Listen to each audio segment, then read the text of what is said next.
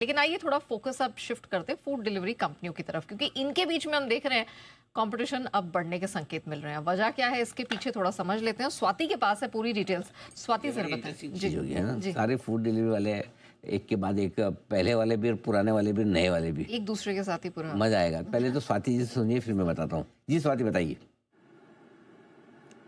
बिल्कुल सर, ये ऑलरेडी इतना कॉम्पिटिटिव स्पेस है, अब इसमें कंपटीशन और बढ़ने की तैयारी है क्योंकि आ रहा है एक बड़ा प्लेयर मार्केट में, नाम है फ्लिपकार्ट। अब फ्लिपकार्ट फूड डिलीवरी के इस स्पेस में एंट्री लेने की तैयारी में है, तो यहां पर मच गई खलबली।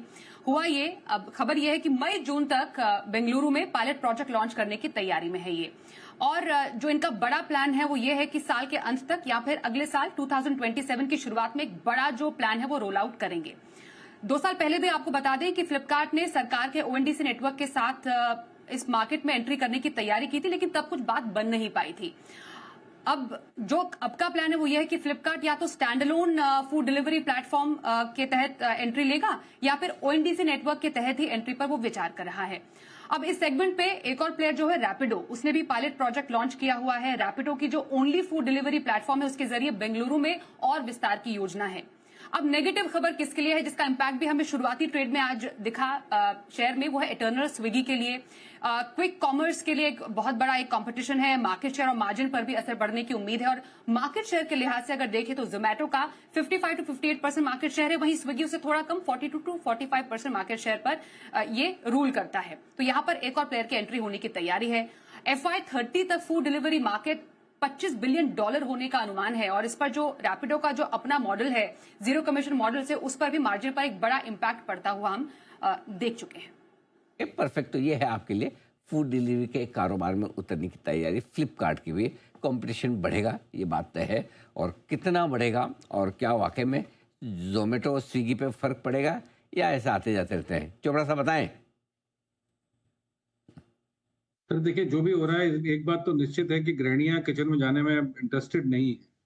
और जिस तरीके से फूड डिलीवरी एप्स और फूड डिलीवरी ऐसा का एक मिनट चोपड़ा साहब, ये ऐसे कमेंट्री मत करो, ऐसे ये गड़बड़ हो जाता है। वो जाने में वो इंटरेस्ट नहीं, फिर अपने को भेजना शुरू कर देंगे। मैं जाके ले आओ। आप बड़े इंटरेस्टेड हो। नहीं, ये सर हमने कई बार पहले भी डिस्कस किया, जो चेंजिंग ट्रेंड्स ऑफ सोसाइटी है या न्यू सोसाइटी।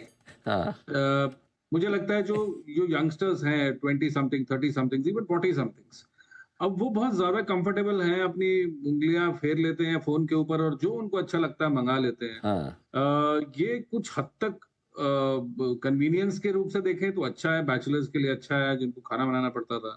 मगर अब ये बात भी है कि वर्किंग कपल्स बढ़ते जा रहे हैं, न्यूक्लियर फैमिलीज बढ़ती जा रही हैं, टाइम की कमी है, इंटेंट की कमी है, थक जाते हैं, न्यूट्रिशन लेवल्स वैसे ही गिर चुके हैं। देखिए, जो भोजन आज से 50 साल पहले, 40 साल पहले या हमने अपने बचपन में खाया हुआ है, उसकी न्यूट्रिशन वैल्यू और थी।